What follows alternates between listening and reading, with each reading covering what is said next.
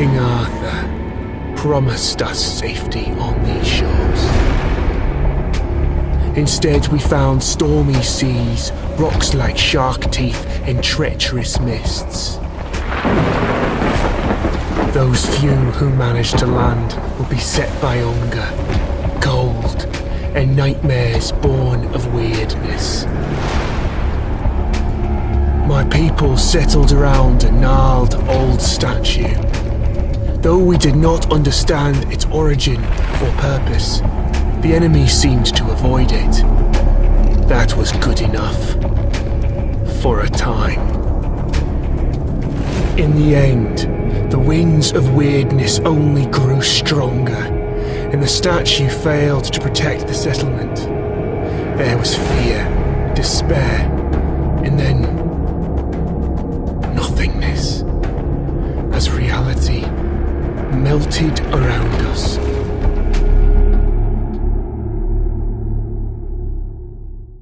You awake to nothingness. All you can sense is darkness. A dense mass of emptiness so total that even your thoughts disintegrate. Then you hear whistling. An eternity seems to pass before something materializes in the darkness with you. Something angry. Damn it, you weren't supposed to land here. Damn it all to hell. The creature pauses for a moment, clearly weighing up some options. He taps a finger against one of his horns. Now, listen, there's a lot to do and no time to waste. What can we try? Perfect. You can speak, and yes, these are really great questions. No easy answers, though. Sorry to disappoint. Now, listen closely. Are you ready? Brace yourself, because what I'm going to tell you is rather important. However... The creature taps two hooves together, marking a dramatic pause. There is a small chance, an infinitesimally tiny chance, really, to bring it all back. You were saved from death in order to keep your reality from falling apart. But, well, it's not going to be easy. First, we must ensure that you're in good enough condition to actually do anything. Which brings us to the problematic part. Your body. You squint down at your feet and hands in the darkness. They seem perfectly fine. Oh no. Oh, goodness me, no. That's just an illusion. I had to get you here somehow, didn't I? Otherwise you'd start talking about the afterlife and whatnot.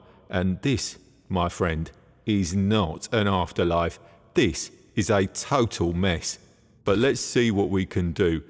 Here, this little trick should get us started at least.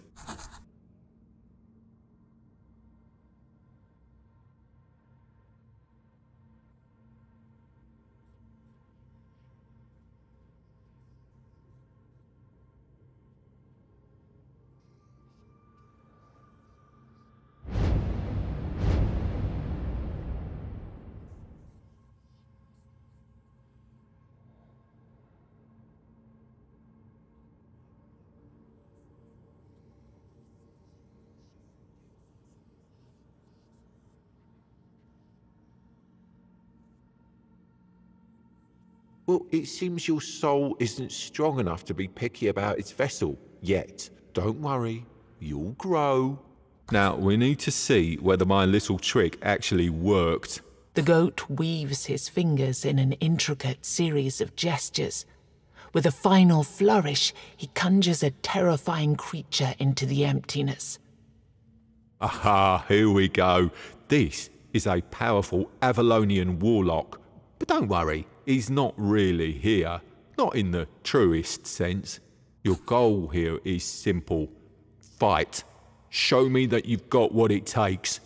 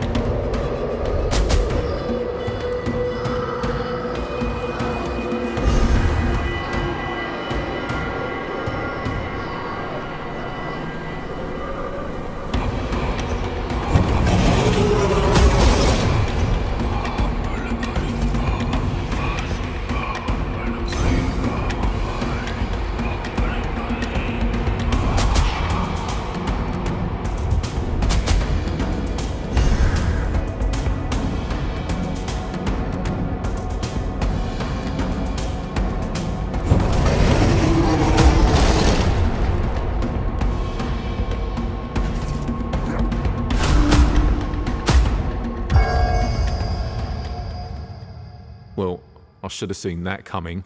It was optimistic of me to expect you to beat it on your first try, but don't worry. Like I said, you'll grow.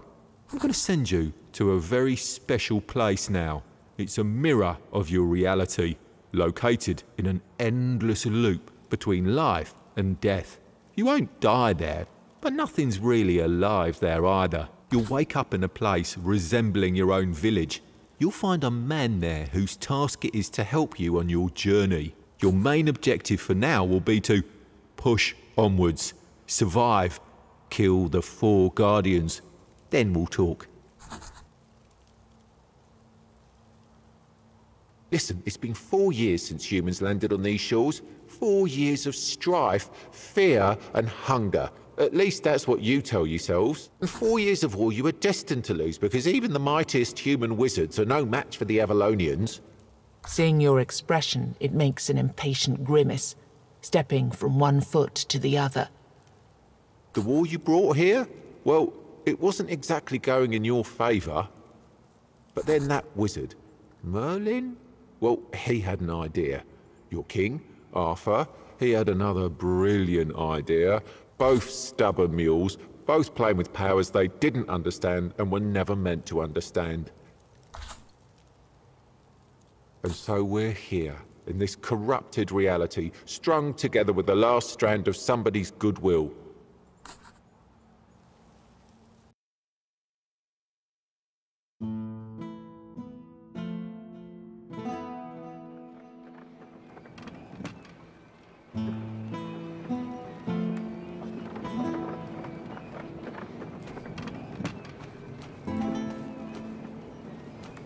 Where your hometown once was, a lone man sits among the remains. He doesn't notice you. Only when you walk right up to him, he turns his blank stare toward you. It's not my farmhold, is it? I'm from up north, the land of fog. I don't know what happened. At least that's one thing you have in common. A creature that looked like a goat told me I'd wake up in a strange place, and that I'd find someone in need of my help there. The man looks at you for a moment. I've already made some preparations and settled in one of the tents here. I can't offer you much at the moment, though. This place is different. But you? I've seen an enormous creature out there, a golem of stone. The evil energy it emits is beyond anything I've ever felt. I'd say getting rid of that beast would be a good start.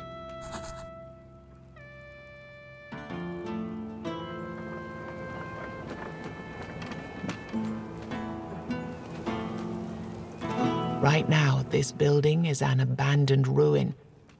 However, during your travels, you might find someone who'd be willing to settle in here and help you with your quest. Right now, this building...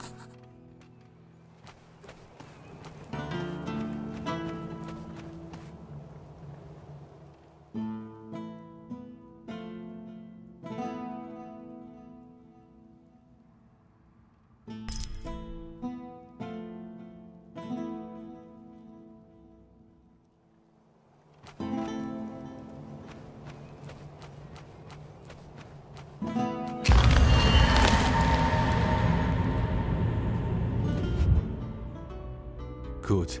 I caught you before you went out, all on your lonesome. Our mutual friend already told you to slay the stone golem.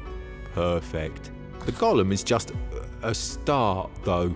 Even if you do manage to kill it, the further you go, the more dangerous the road will become. And since we're talking roads, you're walking within the weirdness now, and it's dangerous. Take these candles, light them up, and try not to let this damned fog close around you. Got it? Oh, and before you face the golem, look around the area. There's a blacksmith nearby who might be willing to join your village. Finding people like him will be crucial for your survival. Each one will be helpful in a different way. And with that, I'm out. Good luck.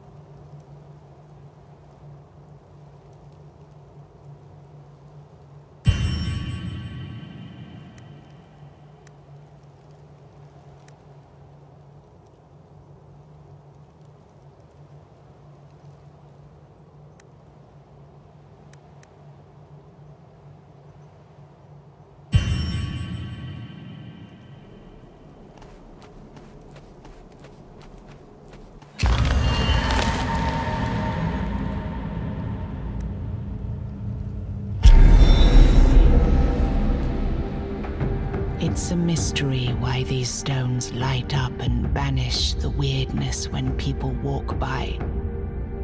Many believe Merlin himself invented the runes carved into them. There's also a darker rumor that they were left by the Four-Dwellers to lure humans into their domain, like moths to the flame.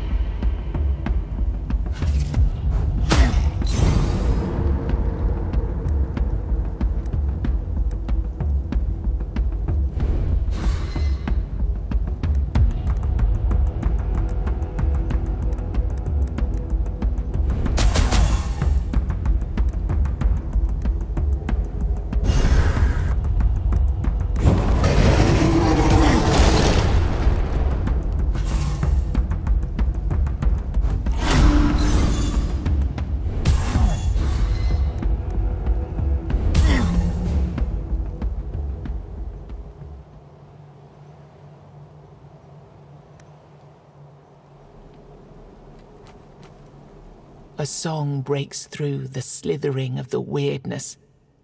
I have no hope, no home, no gold.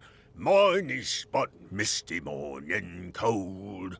Not long afterwards, you come upon a man wearing a blacksmith's apron. Oi, traveller. Want to buy a good anvil? 'Tis all I have, I'm afraid. Me home, you see, went poof. 1 minute there, next minute gone. I found myself here, with this lump of iron for company. I swear to gods it started talking to me not long ago. Oh, no. I left that life behind quite a while ago. All I'm interested in these days are runestones. Yes, containers for the magic of giants. Even though you'll usually find them broken, they're extremely powerful. You can use them to enhance your weapons or armor. They will influence your abilities in different ways. Also, when you find 3 of the same kind and rarity, you'll be able to fuse them together. This will make them even more powerful. Here, let me give you some. You can try it later. I'd say that since you know what you're looking for, you should be able to find more of them out there. By the way,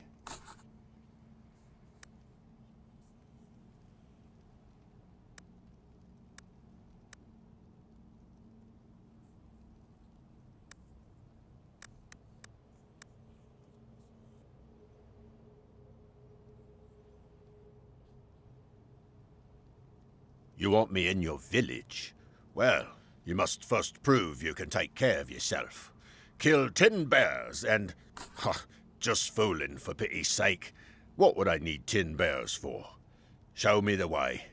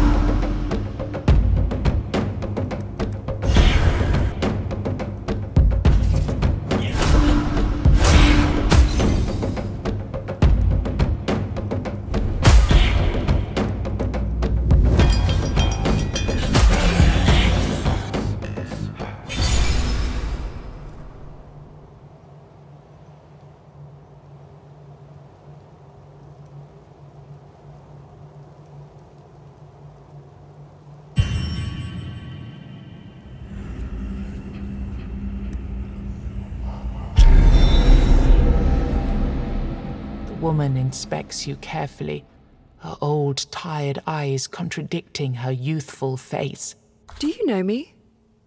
Have you shaped me out of the weirdness, or have I just created you? She carries all the equipment you'd expect of a traveling witch, but she speaks in a soft, courtly manner. She also seems to know more about weirdness than you do, and traverses it without a weird candle.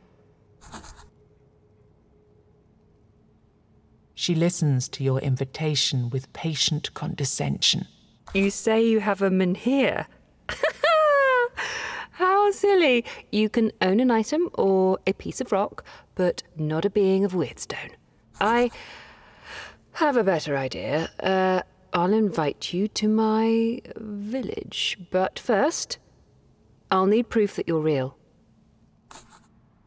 I know there is a man out there wandering with a fading candle. He's desperate for light, yet he doesn't know that there is no light that could guide him back home. First, find him and help him realize this simple truth. And then, when he's broken, guide him to his real destination. She starts rummaging for something in her possessions. Oh, and take this. It might come in handy. Maybe. Someday.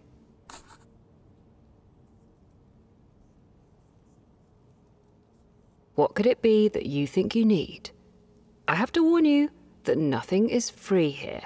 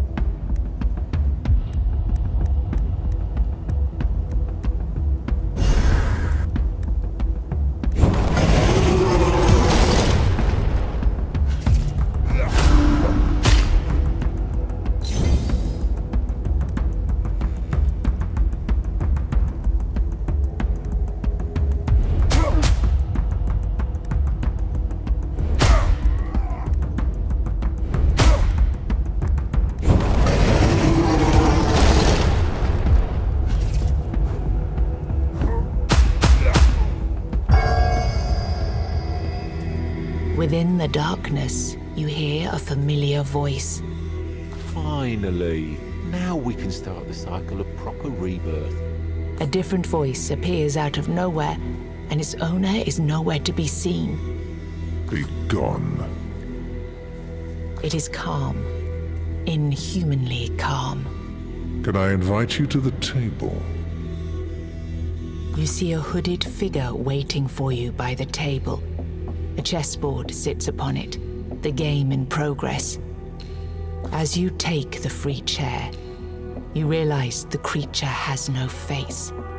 A white skull leers from the shadows of the hood, a human skeleton draped with robes.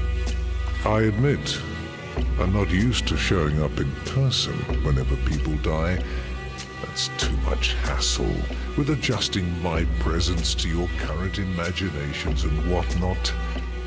But let's say that your case is special.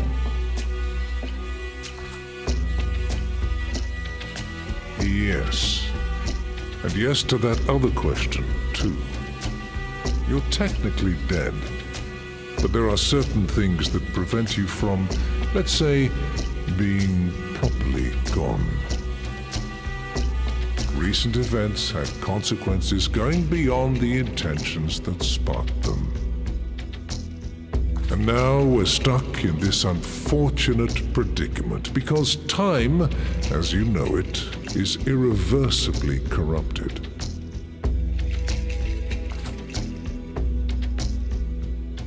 The past and the future are happening at the same time.